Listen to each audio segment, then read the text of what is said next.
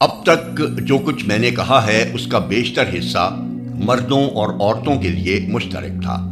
اب میں خاص طور پر کچھ باتیں ان خواتین سے عرض کروں گا جو جماعت کے ساتھ وابستہ ہیں یا اس سے دلچسپی رکھتی ہیں۔ اولین ضرورت اس بات کی ہے کہ آپ اپنے دین سے زیادہ واقفیت حاصل کریں۔ نہ صرف قرآن سمجھ کر پڑھیں بلکہ کچھ نہ کچھ حدیث اور فقہ کا بھی مطالعہ کریں۔ نہ صرف دین کی بنیادی باتوں اور ایمان کے تقاضوں کو جانیں بلکہ یہ بھی معلوم کریں کہ آپ کی ذاتی زندگی، گھر کی زندگی، خاندان کی زندگی اور عام معاشرتی زندگی کے بارے میں دین کے احکام کیا ہیں۔ احکام دینی سے عورتوں کی عام ناواقفیت ان اسباب سے ایک اہم سبب ہے جن کی بدولت مسلمان گھروں میں غیر شرعی طریقے رائج ہوئے ہیں بلکہ جاہلیت کی رسموں تک نے راہ پا لی ہے۔ آپ کو سب سے پہلے خود اپنی اس خامی کو رفع کرنے کی طرف توجہ کرنی چاہیے۔ جماعت کی طرف سے بھی انشاءاللہ اس امر کی پوری کوشش کی جائے گی کہ مستقل زنانہ تربیت گاہیں قائم کی جائیں، مگر ابھی اس کا انتظام کرنے میں کچھ مشکلات حائل ہیں۔ سر دست یہ طے کیا گیا ہے کہ جہاں جہاں ممکن ہو مردانہ تربیت گاہوں کے ساتھ ایسا باپردہ انتظام کیا جائے جس سے خواتین بھی تربیت کے کورس میں شریک ہو جائیں۔ جہاں اس کا موقع ملے آپ اس سے پورا فائدہ اٹھائیں۔ دوسرا کام یہ ہے کہ آپ کو دین کا جو علم حاصل ہو اس کے مطابق آپ اپنی عملی زندگی کو، اپنے اخلاق اور سیرت کو اور اپنے گھر کی زندگی کو ڈھالنے کی کوشش کریں۔ ایک مسلمان عورت میں کیریکٹر کی یہ مضبوطی ہونی چاہیے کہ وہ جس چیز کو حق سمجھے اس پر سارے گھر اور سارے خاندان کی مخالفت و مزاحمت کے باوجود ڈٹ جائے، اور جس چیز کو باطل سمجھے اسے کسی کے زور دینے پر بھی قبول نہ کرے۔ ماں، باپ، شوہر اور خاندان کے دوسرے بزرگ یقیناً اس کے مستحق ہیں کہ ان کی فرما برداری کی جائے، ان کا ادب و لحاظ کیا جائے، ان کے مقابلے میں نشوز اور خودسری نہ اختیار کی جائے، مگر سب کے حقوق اللہ اور اس کے رسول کے حقوق سے نیچے ہیں، نہ کہ ان کے اوپر۔ خدا اور رسول اللہ صلی اللہ علیہ وسلم کی نافرمانی کے راستے پر جو بھی آپ کو چلانا چاہے آپ اس کی فرما برداری سے صاف انکار کر دیں، خواہ وہ باپ ہو یا شوہر۔ اس معاملے میں آپ ہرگز کسی سے نہ دبیں، بلکہ اس کا جو بدتر سے بدتر نتیجہ آپ کی دنیاوی زندگی کو برباد کرتا نظر آئے اس کو بھی توکلاً علی اللہ گوارا کرنے کے لیے تیار ہو جائیں۔ دین کے اتباع میں آپ جتنی مضبوطی دکھائیں گی انشاءاللہ اتنا ہی آپ کے ماحول پر اچھا اثر پڑے گا اور بگڑے ہوئے گھروں کو درست کرنے کا آپ کو موقع ملے گا۔ اس کے برعکس بے جا اور غیر شرعی مطالبات کے آگے جس قدر آپ جھکیں گی آپ کی اپنی زندگی بھی اسلام کی برکات سے محروم رہے گی اور آپ اپنے گرد و پیش کی سوسائٹی کو بھی ایمان و اخلاق کی کمزوری کا ایک برا نمونہ دیں گی۔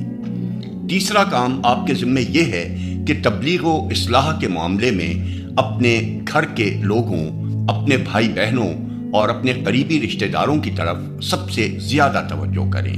جن بہنوں کو اللہ نے اولاد دی ہے ان کے ہاتھ میں تو گویا اللہ نے امتحان کے وہ پرچے دے دیے ہیں جن پر اگر وہ کامیابی کے نمبر نہ لے سکیں تو پھر دوسرا کوئی پرچہ بھی ان کے اس نقصان کی تلافی نہ کر سکے گا۔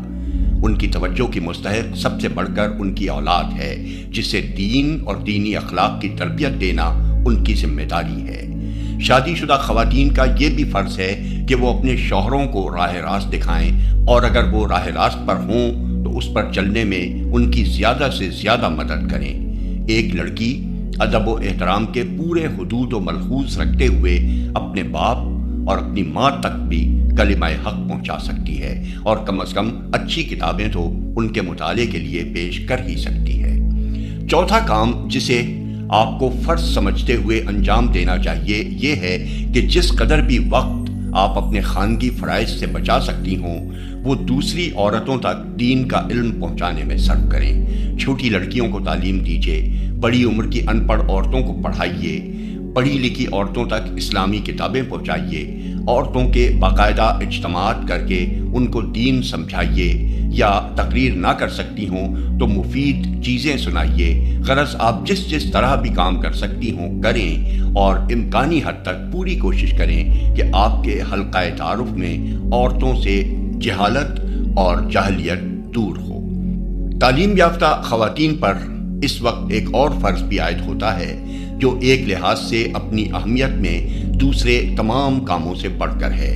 وہ یہ کہ اس وقت مغرب زدہ طبقے کی خواتین پاکستان کی عورتوں کو جس گمراہی، بے حیائی اور ذہنی و اخلاقی آوارگی کی طرف دھکیل رہی ہیں، اور جس طرح حکومت کے ذرائع و وسائل سے کام لے کر عورتوں کو غلط راستے پر ڈالنے کی کوشش کر رہی ہیں، ان کا پوری طاقت سے مقابلہ کیا جائے۔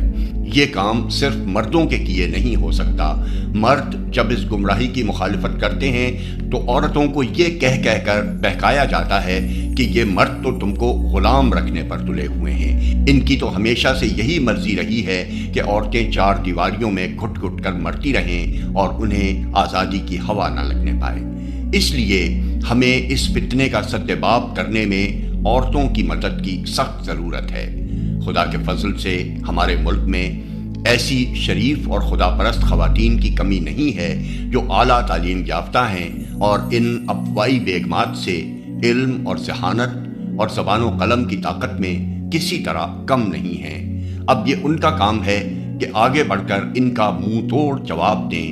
وہ انہیں بتائیں کہ مسلمان عورت حدود اللہ سے باہر قدم نکالنے کے لیے ہرگز تیار نہیں ہے۔ وہ ڈنکے کی چوٹ کہیں کہ مسلمان عورت اس ترقی پر لعنت بھیجتی ہے جسے حاصل کرنے کے لیے خدا اور اس کے رسول صلی اللہ علیہ وسلم کی مقرر کی ہوئی حدیں توڑنی پڑیں۔ صرف یہی نہیں بلکہ ان کا یہ کام بھی ہے کہ منظم ہو کر ہر اس حقیقی ضرورت کو جس کی خاطر حدود شکنی کو ناگزیر کہا جاتا ہے، اسلامی حدود کے اندر پورا کر کے دکھائیں، تاکہ ہر گمراہ کرنے والے اور کرنے والی کا ہمیشہ کے لیے منہ بند ہو جائے۔